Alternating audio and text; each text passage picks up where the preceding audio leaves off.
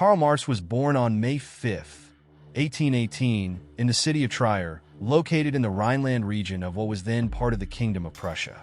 Trier, with its rich history dating back to the Roman Empire, provided a fitting backdrop for the early life of a man destined to leave an indelible mark on world history. Marx was the third of 9 children born to Heinrich and Henriette Marx, members of a well-established middle-class family. His upbringing in this small, yet historically significant city would shape the early foundations of his intellectual and philosophical development. Heinrich Marx, Karl's father, was a respected lawyer who had converted from Judaism to Protestantism before Karl's birth. This decision was motivated not by religious conviction, but by the pragmatic need to advance his legal career in a predominantly Christian society. Heinrich's secular outlook and Enlightenment-inspired values greatly influenced young Karl, instilling in him a belief in reason, progress, and justice. Karl's mother, Henriette, on the other hand, remained a devoutly religious figure in his life, creating a household where rationalist ideals coexisted with traditional values. Karl Marx's childhood was marked by a combination of privilege and precocious intellect. As the son of a lawyer, Marx had access to an excellent education and a home filled with books.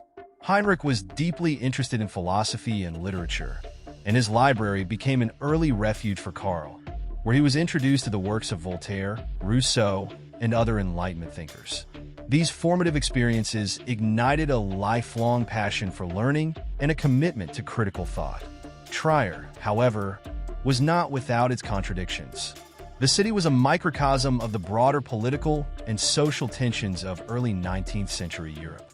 Napoleon's influence on the Rhineland had left a legacy of secularism and legal reforms, but the region's reintegration into conservative Prussian rule brought restrictions on freedoms and a resurgence of feudalistic practices.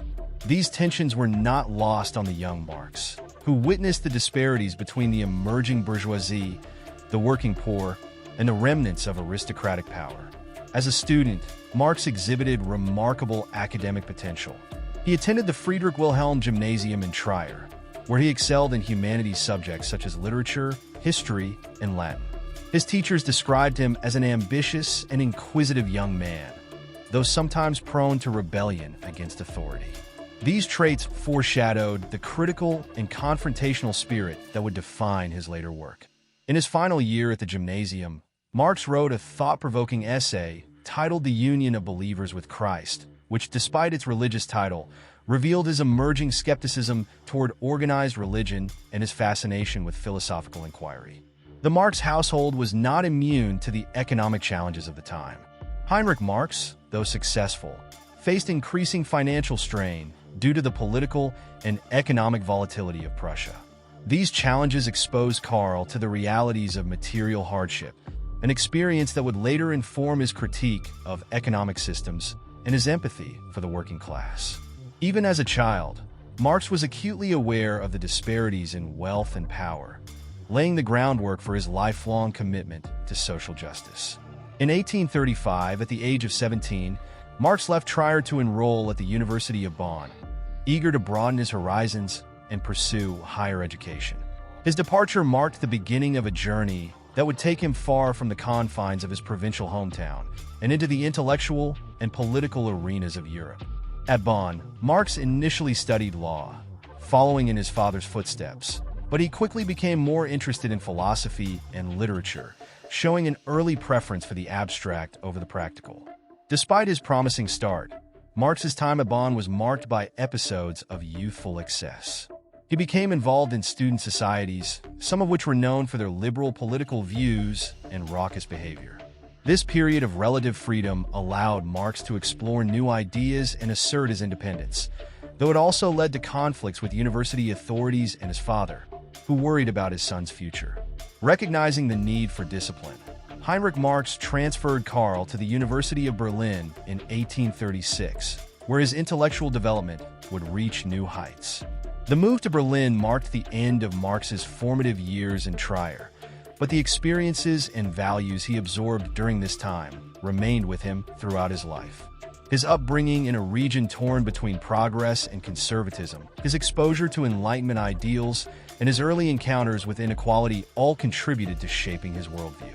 These early years laid the foundation for the revolutionary thinker who would go on to challenge the very structures of society. In many ways, Karl Marx's story begins not with the fiery rhetoric of the Communist Manifesto or the intricate analyses of Das Kapital, but with the curious and ambitious boy from Trier, whose early environment set him on the path to becoming one of history's most influential figures. Karl Marx's academic journey began in earnest when he enrolled at the University of Bonn in 1835, shortly after completing his studies at the Friedrich Wilhelm Gymnasium in Trier. Though initially eager to study law, largely at the behest of his father, Marx found himself drawn to the intellectual and social freedoms that university life afforded. His time at Bonn was characterized by a mix of academic pursuits and youthful exuberance, laying the groundwork for his later intellectual endeavors, even as it exposed tensions between his personal inclinations and familial expectations. At Bonn, Marx quickly became involved in student life. He joined the Trier Tavern Club, a group known for its rowdy behavior and liberal political leanings, and participated in debates that reflected the burgeoning political consciousness of Europe's youth. While his engagement in student societies broadened his social and intellectual horizons, it also led to disciplinary issues. Marx's frequent clashes with university authorities and his underwhelming academic performance prompted his father, Heinrich, to intervene. Concerned about his son's future, Heinrich decided to transfer him to the more rigorous University of Berlin in 1836. The move to Berlin proved transformative for Marx. Unlike Bonn, Berlin was a hub of intellectual activity, home to some of the most prominent thinkers and scholars of the time. It was here that Marx encountered the works of George Wilhelm Friedrich Hegel, whose philosophy would profoundly influence him. Hegel's dialectical method, which emphasized the progression of ideas through contradiction and synthesis, resonated deeply with Marx. Though he did not accept Hegel's idealism, he found the dialectical framework a powerful tool for analyzing history and society. Marx's engagement with Hegelian philosophy was not limited to personal study.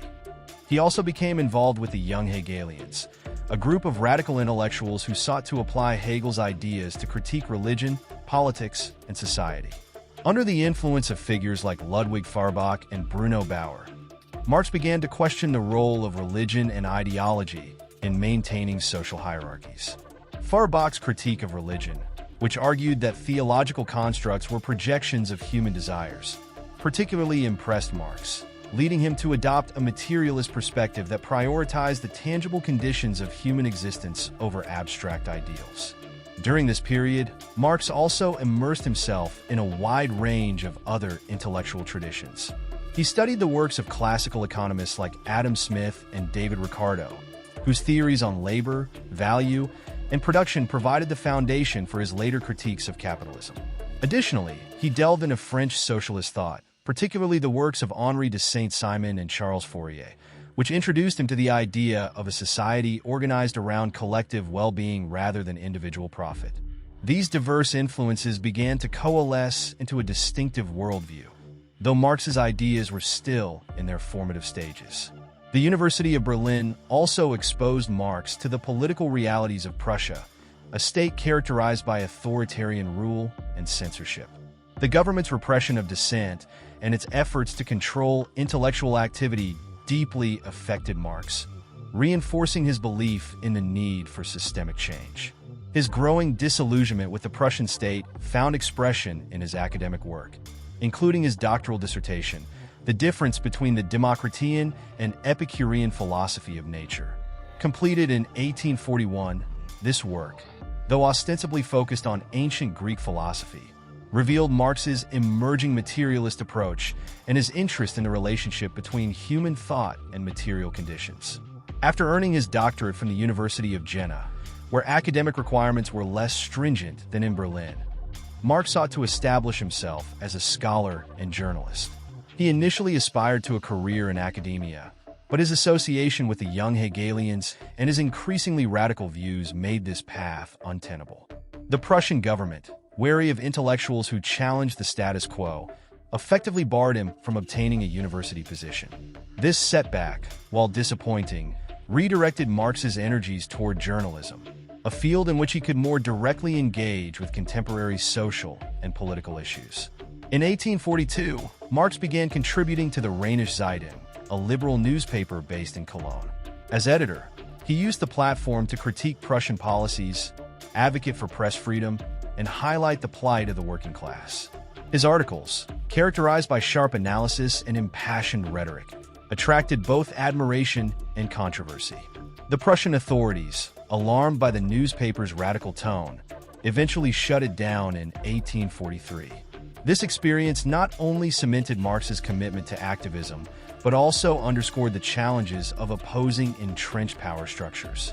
Marx's intellectual and professional development during these years was accompanied by significant personal milestones. In 1843, he married Jenny von Westphalen, a woman from an aristocratic Prussian family who shared his intellectual passions and revolutionary ideals. Their partnership was a testament to the compatibility of their convictions and would prove crucial to Marx's personal and political life.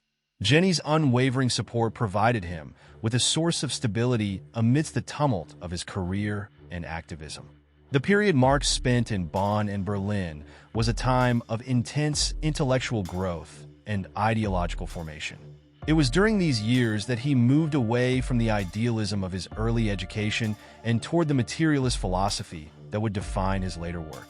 Influenced by the ideas of Hegel, Feuerbach, and others, Marx began to articulate a vision of history and society rooted in the dynamics of material conditions and class struggle. Though still a young man, he had already laid the groundwork for the theories that would make him one of the most influential thinkers of all time. As Marx prepared to leave Germany for Paris in 1843, he stood at a crossroads. The ideas he had cultivated during his academic journey were now poised to take shape in the crucible of revolutionary activism. His transition from student to agitator marked the beginning of a new phase in his life, one in which theory and practice would become inseparably intertwined. Karl Marx's association with the young Hegelians during the late 1830s and early 1840s marked a pivotal stage in the development of his intellectual and political identity. This group of radical philosophers, based primarily in Berlin, sought to challenge traditional authority and dogma through the lens of Hegelian philosophy. Although their interpretations of Hegel varied, they shared a common goal: to critique religion, politics, and society in pursuit of emancipation. Marx's engagement with the young Hegelians not only deepened his philosophical understanding, but also laid the groundwork for his transition to materialism and revolutionary theory. The young Hegelians were initially united by their admiration for George Wilhelm Friedrich Hegel's dialectical method, which emphasized the evolution of ideas through contradiction and synthesis. However, unlike Hegel, who viewed the state as the realization of ethical life, the young Hegelians adopted a more critical stance toward existing institutions. They saw religion and the state as instruments of oppression that perpetuated ignorance and inequality.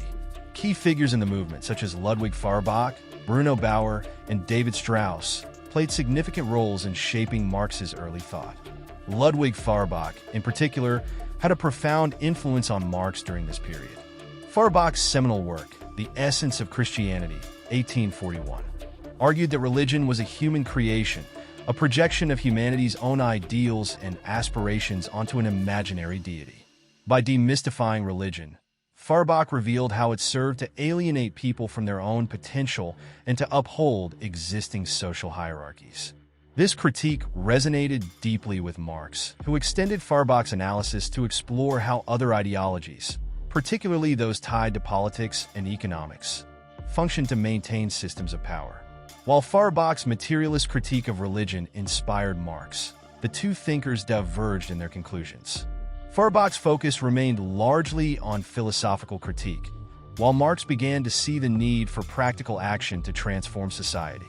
For Marx, it was not enough to understand the mechanisms of alienation. They had to be actively dismantled. This distinction between philosophy and praxis became a defining feature of Marx's thought, setting him apart from many of his contemporaries. Another influential figure in Marx's intellectual circle was Bruno Bauer, who emphasized the role of criticism in liberating individuals from religious and political constraints. Bauer's work encouraged Marx to sharpen his analytical skills and to question the role of ideology in shaping human behavior. However, Marx eventually grew dissatisfied with Bauer's emphasis on abstract critique, which he viewed as disconnected from the material realities of life. This growing divergence reflected Marx's broader shift away from idealist philosophy toward a more grounded, materialist perspective. Marx's break with the young Hegelians became evident in his collaboration with Friedrich Engels, another member of the group who shared Marx's growing interest in political economy and class struggle.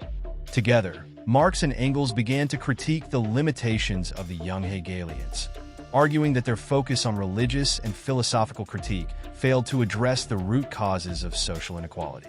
In their joint work, The Holy Family, 1845, they criticized figures like Bauer for neglecting the material conditions that underpinned social and political structures. During this period, Marx's exposure to French socialist thought further broadened his perspective.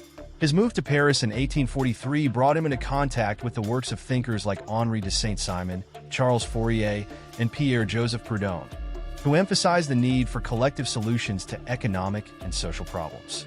French socialism introduced Marx to the idea that economic exploitation, rather than just ideological alienation, was at the heart of human suffering. This realization marked a turning point in his intellectual development, as he began to prioritize the study of political economy over abstract philosophy. Marx's early writings from this time, such as his critique of Hegel's philosophy of right and his essays for the Deutsch-Französische Jahrbuch, reflect his transition from idealism to materialism. In these works, Marx argued that philosophy must move beyond abstract critique to address the concrete realities of class oppression and economic exploitation. He famously declared, "The philosophers have only interpreted the world in various ways. The point, however, is to change it." This statement encapsulated his growing conviction that theory must serve as a guide for revolutionary action. The dissolution of Marx's relationship with the young Hegelians was emblematic of his broader intellectual evolution. While the group provided him with a foundation in critical thought, Marx increasingly saw their approach as inadequate for addressing the systemic injustices of capitalism. His rejection of their idealism and his embrace of materialism signaled a decisive shift in his thinking, one that would culminate in his development of historical materialism and the theory of class struggle. By the mid-1840s, Marx had outgrown the intellectual confines of the young Hegelians. His experiences with the group had sharpened his analytical skills and deepened his understanding of ideology, but they had also revealed the limitations of purely philosophical critique. Armed with a new materialist framework and a commitment to revolutionary change, Marx was ready to embark on the next phase of his intellectual and political journey. His collaboration with Engels, his critique of political economy, and his engagement with the emerging workers' movement would soon propel him to the forefront of revolutionary thought. The publication of the Communist Manifesto in 1848 marked a turning point in Karl Marx's life, as well as in the history of revolutionary thought. Written in collaboration with Friedrich Engels, the manifesto synthesized Marx's emerging ideas on class struggle, historical materialism, and the critique of capitalism into a powerful call to action. This document, one of the most influential political texts ever written, encapsulated Marx's revolutionary ideals and provided a framework for understanding the dynamics of class conflict and social transformation. The genesis of the Communist Manifesto lay in Marx and Engels' involvement with the Communist League, an international organization of workers and intellectuals dedicated to the overthrow of bourgeois society. Founded in 1836 as the League of the Just, the organization adopted Marx and Engels' principles during the 1840s and renamed itself the Communist League. The League commissioned the two thinkers to draft a programmatic statement that would articulate their shared vision of a communist society. The result was a concise and fiery pamphlet that became the cornerstone of Marxist theory. At its core, the Communist Manifesto presents a materialist conception of history, arguing that the development of society is driven by economic forces and class struggle. Marx and Engels contended that every historical epoch is defined by the relationship between the ruling class, which controls the means of production, and the oppressed class, which is exploited for its labor. They described capitalism as the latest stage in this historical progression, characterized by the dominance of the bourgeoisie and the exploitation of the proletariat. One of the manifesto's most striking features is its critique of capitalism. Marx and Engels praised capitalism for its ability to revolutionize production and unleash human creativity, but they also condemned it for its inherent contradictions.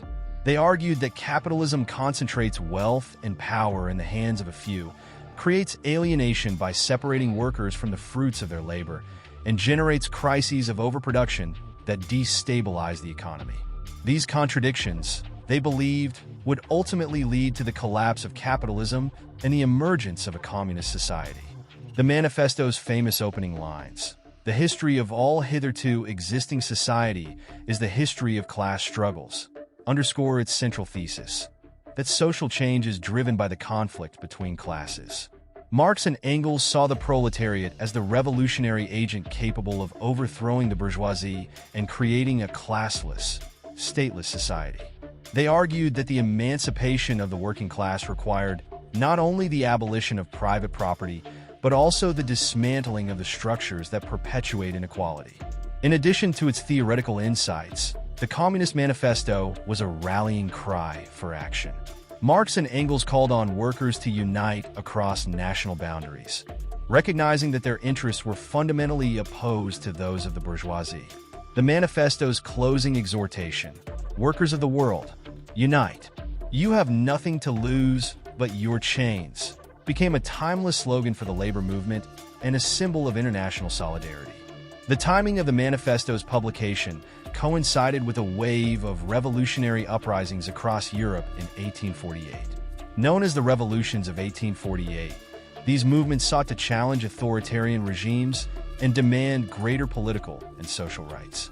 While the uprisings were largely unsuccessful in achieving their immediate goals, they provided a fertile ground for the dissemination of Marx and Engels' ideas.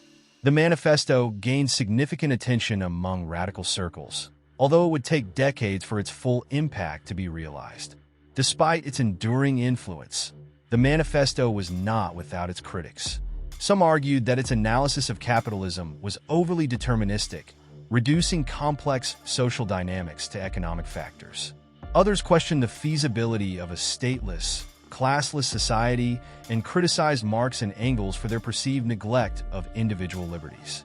These critiques, while important, did little to diminish the manifesto's status as a foundational text for the socialist movement. The collaboration between Marx and Engels in writing the manifesto was emblematic of their intellectual partnership, which was characterized by a shared vision and mutual support. Engels' practical knowledge of capitalism, derived from his experiences as a factory owner's son, complemented Marx's theoretical rigor, creating a synergy that enhanced the depth and clarity of their work. This partnership would continue to shape the development of Marxist theory in the years to come. The Communist Manifesto remains a landmark in political thought, its relevance undiminished by the passage of time. While the specific conditions of 19th century Europe have changed, the manifesto's critique of inequality, exploitation, and the concentration of power continues to resonate. Its bold vision of a world transformed by collective action serves as both a critique of the present and an aspirational guide for the future. Through the Communist Manifesto, Marx and Engels articulated a revolutionary vision that extended far beyond their own era. The text not only encapsulated their analysis of society and its contradictions, but also provided a blueprint for a movement that would inspire generations of activists and thinkers. As Marx's ideas gained traction in the decades that followed, the manifesto became the cornerstone of a global struggle for equality, justice, and human emancipation. The aftermath of the revolutions of 1848 marked a tumultuous period in Karl Marx's life. The failure of these uprisings to bring about lasting change forced Marx into a prolonged period of exile, during which he refined his theoretical framework and deepened his commitment to revolutionary politics. Although his years in exile were marked by personal hardship, they also represented a period of remarkable intellectual productivity, culminating in the development of his theory of historical materialism and his magnum opus, Das Kapital. Marx's political activities during the revolutionary upheavals of 1848 had made him a target for state repression. His involvement with the Communist League and his editorship of radical publications, such as the Neue Rheinische Zeitung, led to frequent clashes with the authorities. By 1849, Marx was forced to leave Germany and seek refuge in Paris, only to face expulsion from France shortly thereafter. He eventually settled in London, a city that would become his home for the remainder of his life. London in the mid-19th century was a global metropolis and the epicenter of the Industrial Revolution. It provided Marx with a unique vantage point from which to observe the workings of capitalism in its most advanced form. However, his life in exile was fraught with financial difficulties and personal struggles. Despite the occasional support from Friedrich Engels, who contributed funds from his family's industrial business, Marx and his family lived in abject poverty. The loss of several of his children to illness further compounded his hardships, casting a shadow over his personal life, even as his intellectual pursuits gained momentum. Amid these challenges, Marx devoted himself to the study of political economy, history, and philosophy. Spending countless hours in the reading room of the British Museum, he meticulously analyzed economic data, historical records, and the works of classical economists. It was during this period that he began to formulate the central tenets of historical materialism, a theory that would become the cornerstone of his analysis of society and history. Historical materialism posits that the economic base of a society, its mode of production and the relations of production, determines its social, political, and ideological superstructure. Marx argued that history unfolds through a dialectical process driven by contradictions within the economic base, particularly the conflict between classes. This materialist conception of history challenged the idealist and individualist interpretations dominant in his time, emphasizing instead the collective and material forces that shape historical development. One of Marx's key insights during this period was his analysis of the capitalist mode of production. He identified labor as the source of value in capitalism and argued that the exploitation of workers, manifested in the appropriation of surplus value by the bourgeoisie, was the foundation of capitalist profit. This analysis not only exposed the inherent inequities of capitalism, but also illuminated the mechanisms through which it perpetuates itself, including the commodification of labor and the concentration of capital. Marx's intellectual efforts during his years of exile culminated in the publication of several influential works. In 1859, he published a contribution to the critique of political economy, a preliminary exploration of his economic theories. This work introduced key concepts, such as the relationship between the economic base and the ideological superstructure, and served as a precursor to his later, more comprehensive analyses. It was during this period that Marx also began drafting Das Kapital, his seminal critique of political economy.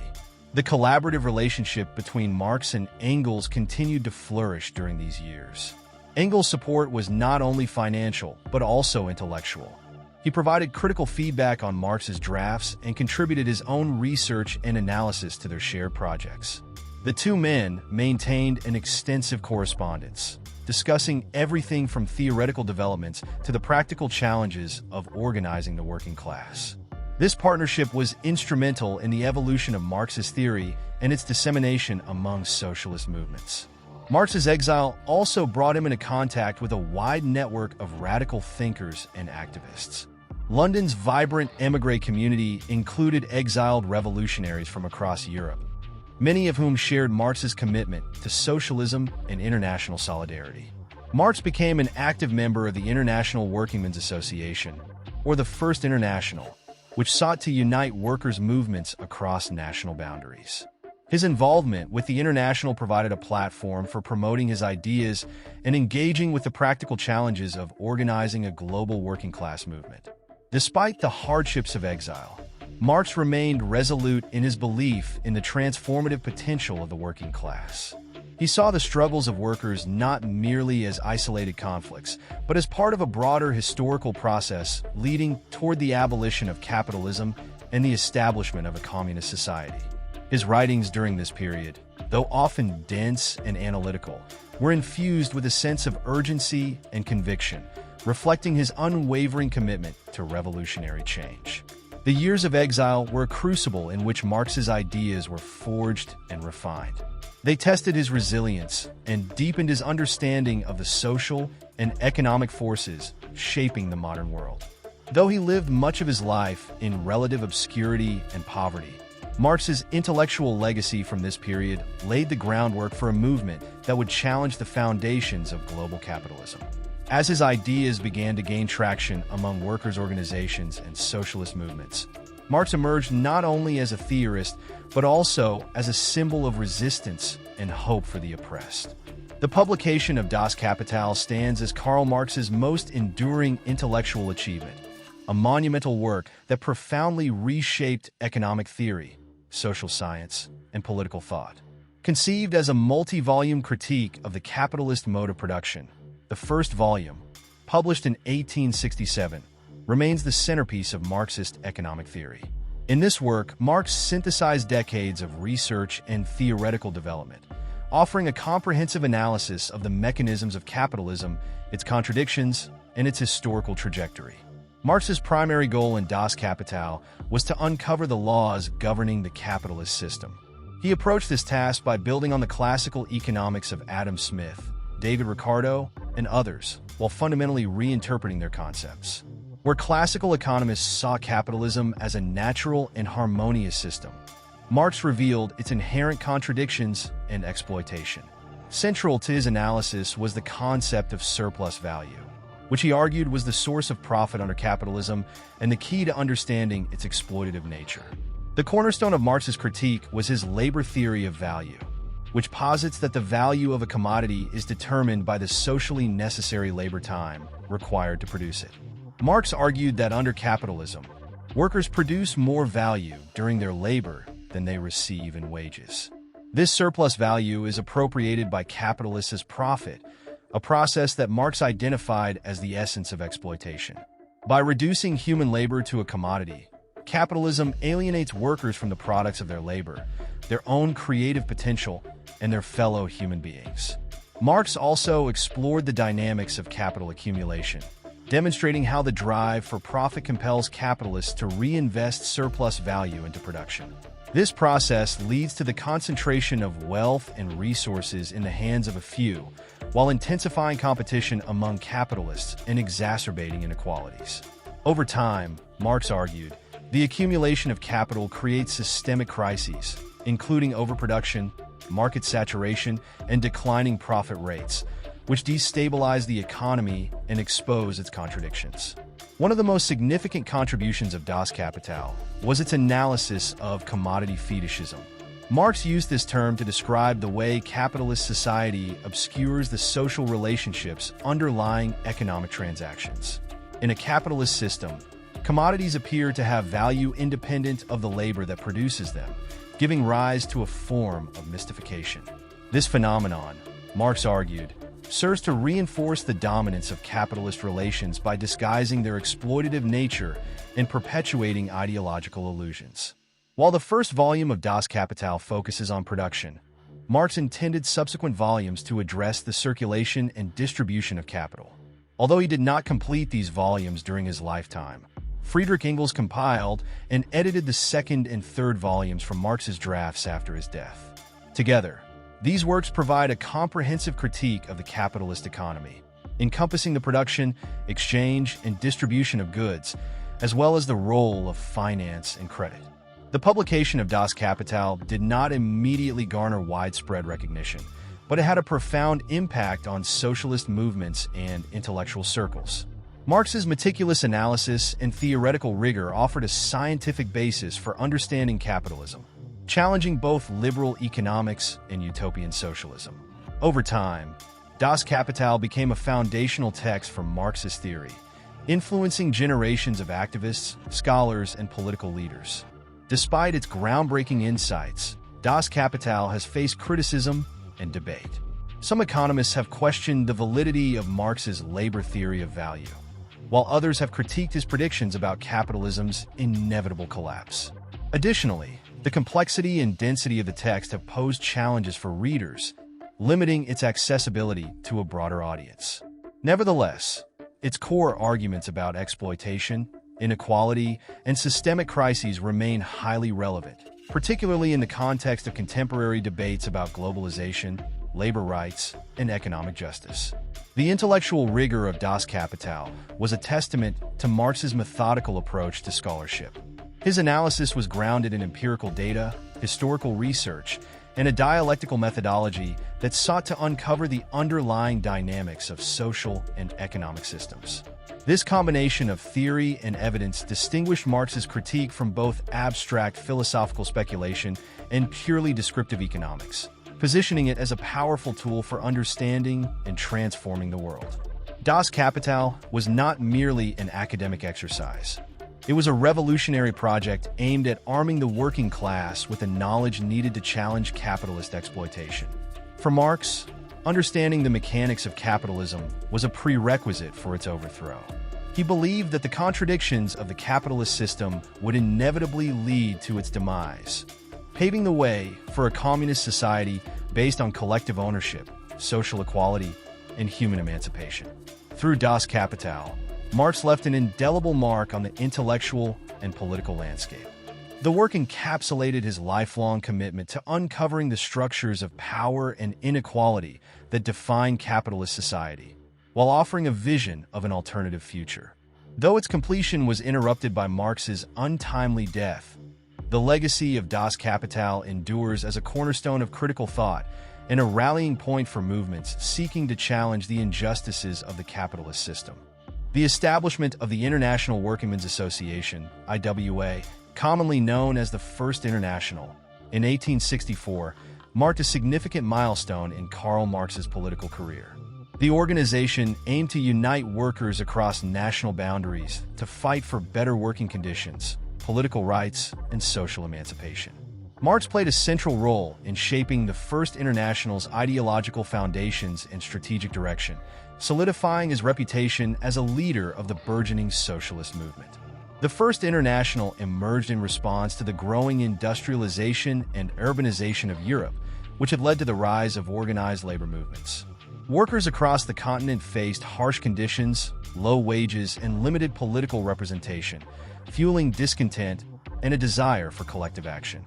The IWA sought to channel these grievances into a coordinated effort to challenge the capitalist system and advocate for workers' rights on an international scale.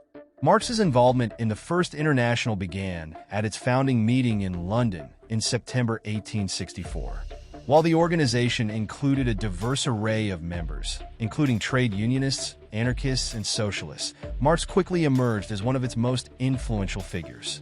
His intellectual rigor and strategic vision enabled him to navigate the ideological divisions within the organization, providing a unifying framework rooted in his theory of historical materialism and class struggle. As a member of the General Council, the governing body of the First International, Marx was responsible for drafting many of its key documents and resolutions. His writings for the IWA, such as the inaugural address of the International Workingmen's Association and the Provisional Rules, emphasized the importance of international solidarity and the need for workers to seize political power. These texts articulated the organization's goals while reflecting Marx's broader vision of a proletarian revolution. One of Marx's most significant contributions to the First International was his ability to mediate between competing factions. The IWA was a diverse coalition that included anarchists, trade unionists, and socialists with varying approaches to achieving workers' emancipation. Marx's intellectual leadership helped to reconcile these differences, at least temporarily, by emphasizing the shared goal of overthrowing capitalist exploitation and establishing a society based on collective ownership of the means of production. However, tensions within the First International eventually came to a head, particularly between Marx and the anarchist faction led by Mikhail Bakunin. Bakunin's anarchism emphasized the immediate abolition of the state and the rejection of centralized authority, while Marx argued that a transitional proletarian state was necessary to dismantle the structures of capitalism. This ideological clash culminated in a bitter power struggle that strained the organization and ultimately contributed to its decline. Despite these internal conflicts, the First International achieved several notable successes during its existence. It provided a platform for workers to exchange ideas and coordinate actions across national borders, fostering a sense of international solidarity.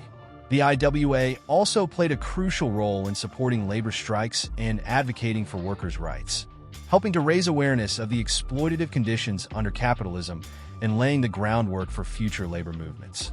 Marx's leadership of the First International also solidified his reputation as a political strategist and theorist. His ability to analyze the changing political landscape and adapt his strategies accordingly was evident in his response to major events of the time, such as the Paris Commune of 1871. The Commune, a revolutionary government established by Parisian workers, provided Marx with a real-world example of proletarian self-rule. In his essay, The Civil War in France, he celebrated the Commune as a prototype of the dictatorship of the proletariat, while also drawing lessons from its eventual suppression. The decline of the First International in the 1870s was due, in part, to its internal divisions and the increasing repression of socialist movements by European governments. The organization formally dissolved in 1876, but its legacy lived on in subsequent international labor organizations, including the Second International, founded in 1889. Marx's contributions to the First International provided a blueprint for future efforts to unite workers globally and challenge the structures of capitalism. While the First International did not achieve its ultimate goal of a global proletarian revolution, it represented an important step in the development of the international labor movement. It demonstrated the potential for workers to organize across national boundaries and laid the groundwork for the spread of Marxist ideas among labor organizations and political parties worldwide. Marx's leadership, though contentious at times, was instrumental in shaping the organization's trajectory and ensuring that its legacy endured. The First International was more than just an organization. It was a laboratory for the practical application of Marx's theories. It tested the feasibility of international proletarian solidarity and highlighted the challenges of uniting diverse factions under a common cause. For Marx, it was both a platform for advancing his ideas and a source of valuable lessons that would inform his later work and influence the broader socialist movement. Ultimately, the First International underscored the importance of collective action and the necessity of addressing both the ideological and practical dimensions of social change. It was a testament to Marx's ability to bridge theory and practice, demonstrating his unwavering commitment to the cause of workers' emancipation. Through his leadership of the First International, Marx helped to shape the contours of modern socialism and inspire a global movement for justice and equality. The Paris Commune of 1871 was a defining moment in the history of revolutionary movements and a significant influence on Karl Marx's political thought.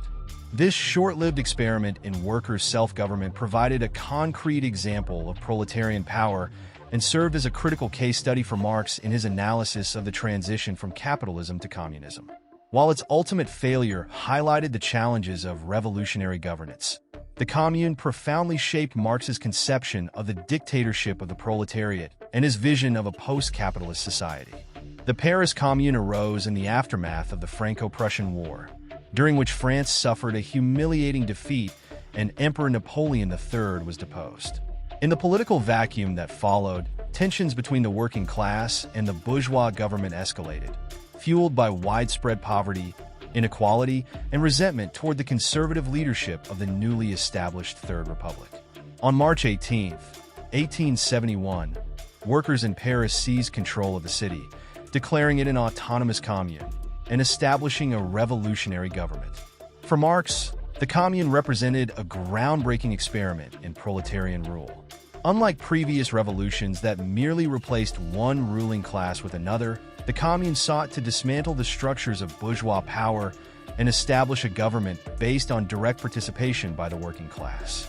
Marx praised the Commune for its radical measures, which included the abolition of standing armies, the separation of church and state, and the establishment of workers' control over production. In his essay, The Civil War in France, Marx analyzed the Commune as a manifestation of the dictatorship of the proletariat, a concept he had previously outlined but had not yet observed in practice. He argued that the Commune demonstrated the necessity of dismantling the existing state apparatus and replacing it with a new form of governance rooted in workers' democracy. This dictatorship of the proletariat, in Marx's view, was not a dictatorship in the conventional sense, but a transitional phase in which the working class would exercise political power to suppress the bourgeoisie and reorganize society along socialist lines. Marx identified several key features of the Commune that aligned with his theoretical framework. First, the Commune abolished the division between legislative and executive functions, ensuring that elected representatives were directly accountable to the people. Second, it introduced measures to eliminate corruption and privilege, such as mandating that public officials receive salaries no higher than those of ordinary workers. These measures, Marx argued, were essential for preventing the consolidation of power and maintaining the revolutionary character of the state. Despite its radical achievements, the Paris Commune faced significant challenges and was ultimately suppressed after just 72 days. The French government, backed by the military might of the Versailles regime, launched a brutal assault on Paris, culminating in a week of intense fighting and mass executions known as the Bloody Week. Tens of thousands of communards were killed or imprisoned, and the surviving leaders were forced into exile. The violent suppression of the Commune served as a stark reminder of the ruthlessness with which the ruling class would defend its power. Marx viewed the Commune's failure as a result of both external and internal factors. Externally, the Commune was isolated and lacked support from other regions of France, leaving it vulnerable to attack. Internally, Marx critiqued the communards for failing to act decisively against the forces of the Versailles government. He argued that they should have launched an offensive to seize control of the national government rather than confining their revolution to Paris. These lessons reinforced Marx's belief in the need for a disciplined and centralized revolutionary organization capable of coordinating and sustaining proletarian power. Despite its short-lived existence, the Paris Commune had a profound impact on Marx's thought and the broader socialist movement. It provided a tangible example of workers' self-rule and demonstrated the feasibility of a society organized along socialist principles. The Commune's achievements and failures were extensively studied by Marx and his contemporaries, shaping the strategies and aspirations of future revolutionary movements. The legacy of the Paris Commune extended far beyond its immediate context. For Marx, it symbolized the potential of the working class to overthrow the bourgeois state and create a new form of society. It also underscored the necessity of international solidarity, as the Commune's isolation was a key factor in its downfall. These lessons were incorporated into Marx's ongoing efforts to build a global workers' movement through organizations like the First International. Marx's reflections on the Commune solidified his belief in the inevitability of proletarian revolution, even as he recognized the immense challenges involved. He viewed the Commune not as a failure, but as a heroic attempt that illuminated the path toward a future socialist society. Its memory continued to inspire generations of workers and revolutionaries, serving as a symbol of resistance and a model for revolutionary governance. The Paris Commune remains a pivotal event in the history of Marxist thought, embodying both the promise and the peril of revolutionary change. It provided Marx with a concrete example of his theories in action and a powerful argument for the necessity of dismantling the bourgeois state. Through his analysis of the Commune, Marx articulated a vision of proletarian democracy that continues to resonate with movements seeking to challenge exploitation and inequality in the pursuit of a more just and equitable world. Karl Marx passed away in 1883, but his ideas continued to reverberate across the globe, shaping the trajectory of socialist movements, revolutionary struggles, and the development of Marxist theory. Marx's work laid the foundation for the critique of capitalist society, providing not only a theoretical framework for understanding exploitation and class struggle, but also a vision for social transformation. Although Marx's life ended in relative obscurity and personal hardship, the influence of his ideas grew exponentially in the decades following his death, leaving an indelible mark on political, economic, and intellectual history. One of the most immediate consequences of Marx's death was the increased prominence of his collaborator, Friedrich Engels, who took on the task of preserving and promoting Marx's intellectual legacy. Engels had been a key figure in the development of Marxism throughout their partnership, and after Marx's death, he worked tirelessly to complete and publish Marx's unfinished manuscripts, including the second and third volumes of Das Kapital. Engels also authored a number of important works in his own right, such as Socialism, Utopian and Scientific, which helped to popularize Marxism and establish it as a distinct theoretical tradition within the broader socialist movement. Engels' efforts to disseminate Marxist ideas, along with the rise of socialist and workers' movements across Europe, ensured that Marxism gained a significant following in the late 19th and early 20th centuries. By the turn of the century, socialist parties and organizations based on Marxist principles had proliferated throughout Europe, and Marx's writings became essential texts for those seeking to understand and challenge the capitalist system. The Second International, established in 1889, became the primary international organization for socialist and labor movements, further solidifying Marxism's status as the leading revolutionary ideology. Marx's ideas began to attract a global following in the late 19th century, with socialist movements in Russia, China, and Latin America becoming increasingly influenced by his work. The rise of industrial capitalism in these regions and the corresponding growth of the working class provided fertile ground for Marxist thought. In particular, the Russian revolutionary movement, led by figures such as Vladimir Lenin, would play a crucial role in the development of Marxism in the 20th century, adapting Marxist theory to local conditions and transforming it into a revolutionary program that aimed at seizing state power. Lenin's interpretation of Marxism, often referred to as Marxism-Leninism, expanded on Marx's ideas by emphasizing the role of a revolutionary vanguard party in leading the proletariat to seize power. Lenin argued that the working class alone could not achieve revolution without the guidance of a disciplined, centralized party. This theory was put into practice in 1917 with the Bolshevik Revolution, which overthrew the Russian provisional government and established the world's first socialist state under the leadership of Lenin. The success of the Russian Revolution was a monumental moment in the history of Marxism, demonstrating the possibility of socialist revolution in an imperialist country. While the Bolshevik Revolution was seen as a victory for Marxism, it also led to significant debates and divisions within the international socialist movement. Lenin's adaptation of Marxism in the Russian context raised questions about the application of Marxist theories in different historical and social conditions. The question of the role of the state, the dictatorship of the proletariat, and the nature of socialism in a country that was primarily agrarian, rather than industrial, became central points of contention. These debates would continue to shape the trajectory of Marxism throughout the 20th century, as various socialist movements grappled with the challenges of implementing Marxist theory in practice. In addition to Lenin, other prominent figures in the socialist movement, such as Rosa Luxemburg, Leon Trotsky, and Antonio Gramsci, engaged with Marx's ideas and sought to adapt them to their own political contexts. Luxemburg, for example, emphasized the importance of workers' self-emancipation and democratic control over the economy, while Trotsky developed the theory of permanent revolution, arguing that the success of socialism in one country was impossible without international revolution. Gramsci, meanwhile, focused on the role of culture and ideology in maintaining capitalist hegemony, contributing to the development of Marxist thought in the areas of cultural and political theory. Despite the success of Marxist movements in the early 20th century, the implementation of Marxist ideas in state practice proved to be deeply problematic.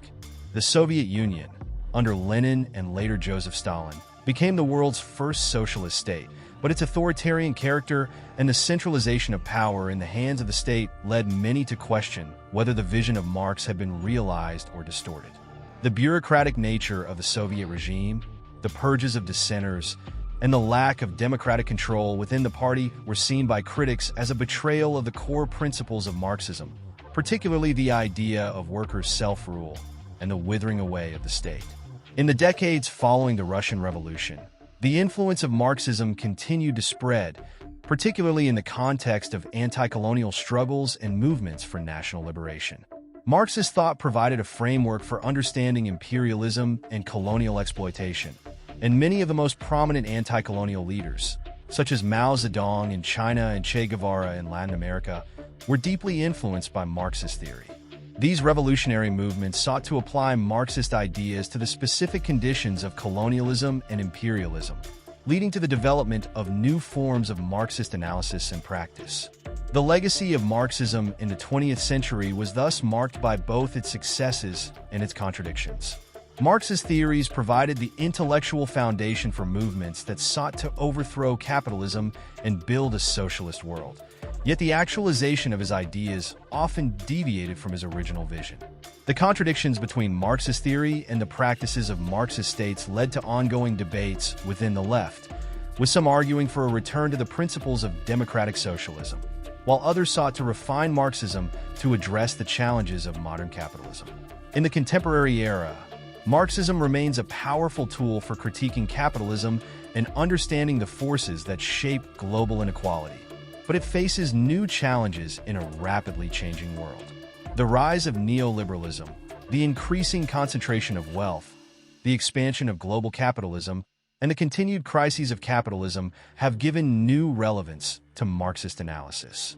Yet, the collapse of the Soviet Union in 1991, the failure of socialist experiments, and the rise of global capitalism have led many to question the viability of Marxism as a revolutionary ideology. Despite these challenges, Marx's intellectual legacy endures. Marxism has continued to inspire new generations of activists, intellectuals, and scholars who seek to understand the dynamics of capitalism and the potential for social change. While the precise form of Marxism may evolve, the core tenets of his thought, the analysis of class struggle, the critique of exploitation, and the call for revolutionary change, remain powerful tools for imagining a world beyond capitalism. As long as inequality and exploitation persist, the legacy of Karl Marx will continue to be a source of inspiration for those who seek to build a more just and equitable society. Karl Marx's theories, once a cornerstone of revolutionary movements, continue to resonate in the 21st century. Despite the collapse of the Soviet Union, the rise of global capitalism, and the spread of neoliberal policies, Marx's critiques of capitalism and his vision for a classless society remain highly relevant.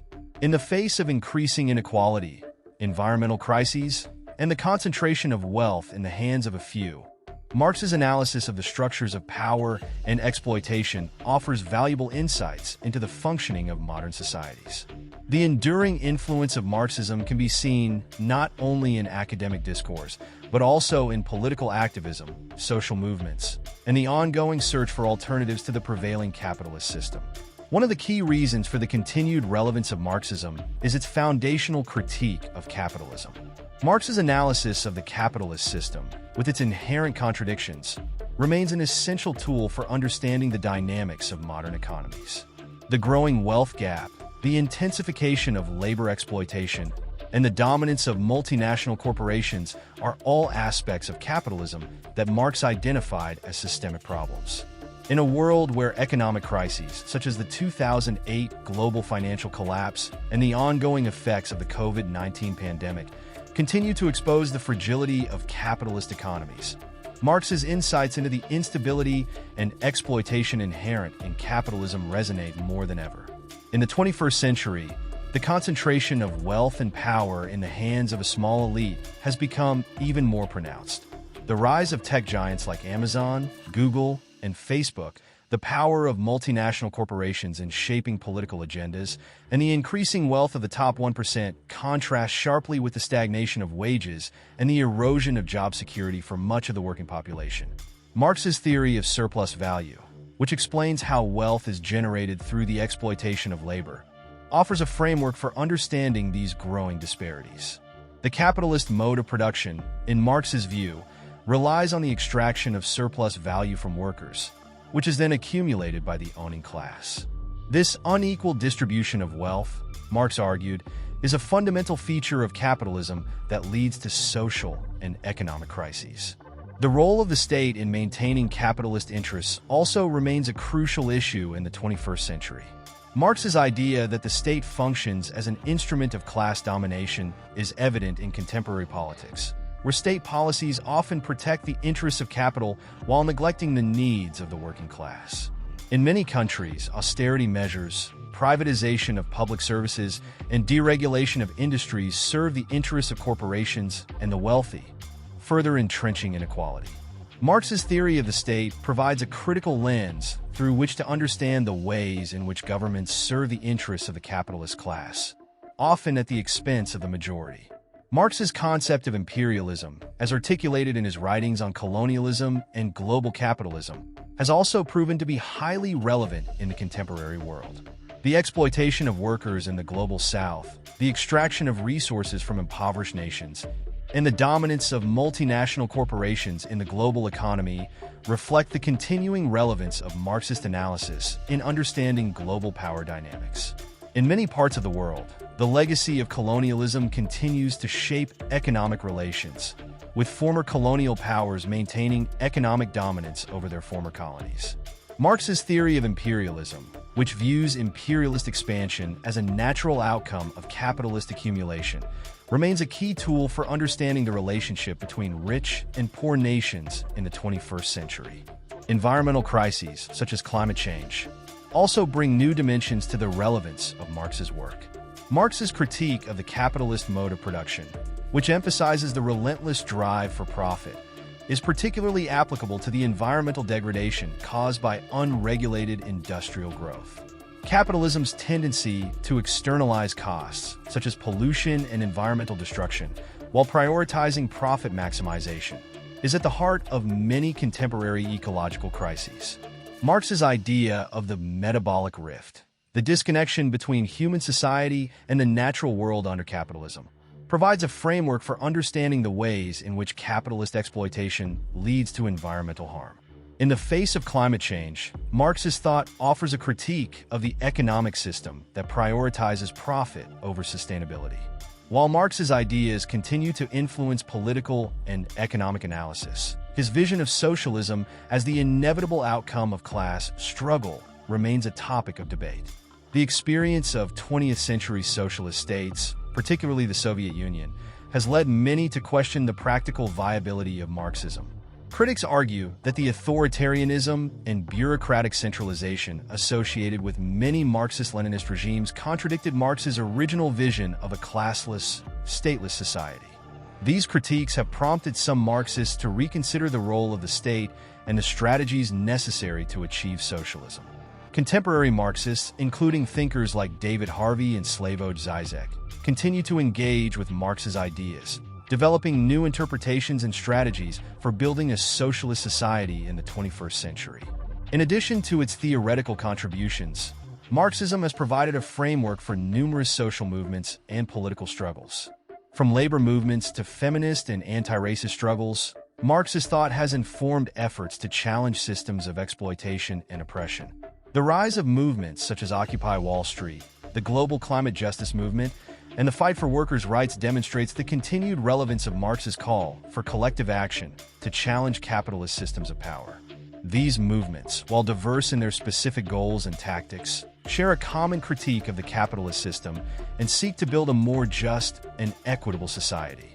Marxism's impact can also be seen in the realm of cultural analysis. Marxist theory has influenced the development of critical theory, post-colonial studies, and cultural studies, providing tools to analyze the ways in which culture and ideology serve to reproduce capitalist relations of power. The work of theorists like Antonio Gramsci, Theodore Adorno, and Stuart Hall has extended Marx's analysis of the economy into the realm of culture, examining how media, education, and popular culture shape public consciousness and maintain capitalist ideologies. In a media-saturated world, these insights remain highly relevant in understanding how capitalist ideology is reproduced through cultural institutions. Finally, the relevance of Marx's ideas in the 21st century lies in their ability to inspire a vision of a different world. Marx's call for the abolition of exploitation, the end of class society, and the creation of a world based on solidarity and collective ownership continues to provide a radical alternative to the status quo. While the challenges of achieving such a world may seem daunting, Marx's vision offers hope for those who believe that another world is possible, one in which human beings are not subordinated to the needs of capital, but are free to shape their lives and communities in ways that prioritize human well-being over profit. In conclusion, Karl Marx's ideas remain a powerful and necessary tool for understanding the world we live in today. His critiques of capitalism, his vision of a just and equitable society, and his analysis of power continue to offer profound insights into the functioning of contemporary society. As the world faces mounting social, economic, and environmental crises, Marx's call for radical transformation remains as relevant as ever. Marx's legacy, while complex and multifaceted, provides a framework for understanding and challenging the injustices of the present, while offering a vision of a better future for all.